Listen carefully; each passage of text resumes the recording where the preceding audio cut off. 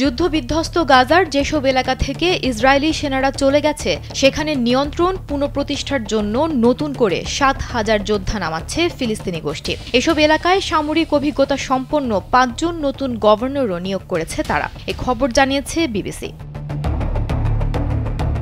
নিজ যোদ্ধাদের উদ্দেশ্যে ফিলিস্তিনি গোষ্ঠী এক বার্তায় বলেছে, জাতীয় ও ধর্মীয় দায়িত্ব পালনের আহ্বানে সাড়া দিতে গাজাকে অপরাধী ও ইসরায়েলের সহযোগীদের থেকে মুক্ত করতে আমরা একটি সাধারণ সংহতি ঘোষণা করেছি। আপনি আপনার দাপ্তরিক কোড ব্যবহার করে অবশ্যই ২৪ ঘণ্টার মধ্যে নির্ধারিত স্থানে আপনার উপস্থিতি জানান দিবেন।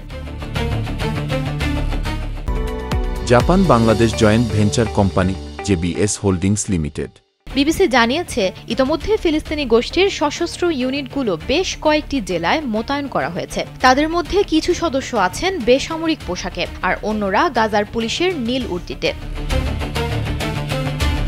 যুদ্ধ কোনোভাবে শেষ হলে কে ভূখণ্ডটি শাসন করবে তা নিয়ে বাড়তে থাকা অনিশ্চয়তার মধ্যে ফিলিস্তিনি গোষ্ঠীর এই সংহতকরণ ব্যাপকভাবে প্রত্যাশিত ছিল বলেও জানিয়েছে বিবিসি। ফিলিস্তিনি গোষ্ঠীর এই তৎপরতা মার্কিন প্রেসিডেন্ট ডোনাল্ড ট্রাম্পের শান্তি পরিকল্পনার দ্বিতীয় পর্ব জটিল করে তুলতে পারে, কারণ দ্বিতীয় পর্বে ফিলিস্তিনি গোষ্ঠীকে নিরস্ত্রীকরণের কথা বলা হয়েছে। কিন্তু ফিলিস্তিনি গোষ্ঠী তাদের সক্রিয় উপস্থিতির মাধ্যমে জানান দিচ্ছে তারা অস্ত্র সমর্পণ করবেন না, বরং তারা আবারও গাজা নিয়ন্ত্রণ করবে।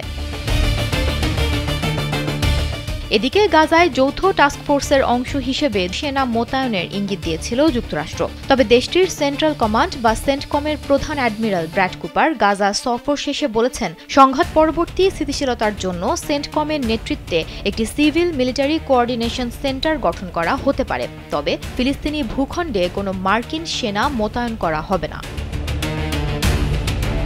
তবে গাজায় ফিলিস্তিনি গোষ্ঠীর নিরাপত্তা বাহিনীর সদস্য মোতায়েনের ব্যাপারে বিদেশে থাকা তাদের একজন কর্মকর্তা সরাসরি মন্তব্য করতে রাজি না হলেও তিনি বিবিসিকে বলেছেন, তারা গাজাকে চোর ও ইসরায়েল সমর্থিত গোষ্ঠীগুলোর করুণার ওপর ছেড়ে দেবে না। তাদের অস্ত্রগুলো বৈধ, সেগুলো দখলদারিত্ব প্রতিরোধ করার জন্য, এবং যত দীর্ঘ সময় দখলদারিত্ব অব্যাহত থাকবে সেই অস্ত্রগুলোও থাকবে। সুমনা মুস্তফা, কালবেলা।